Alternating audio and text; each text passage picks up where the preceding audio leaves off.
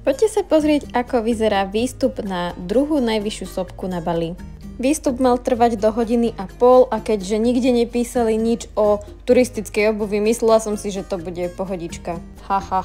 Nebola to pohodička, bola to normálna túra, ako na normálnych túrach na Slovensku, tak úplne rovnako šplháte aj na túto horu.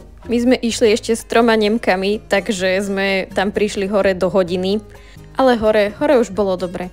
A ako môžete vidieť, ten východ slnka fakt akože bol prekrásny. Vyzeralo to nádherne. Čo majú hore ešte aktivitu, tak vám dajú takú incense stick a fúkate vlastne do pary, ktorá vychádza z tej stopky, čo znamená, že je stále aktívna.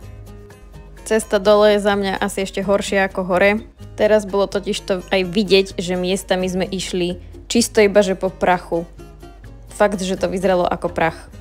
No a už cez deň bolo aj vidno, že ideme okolo nejakých ľudských obydlí. A to je koniec túre.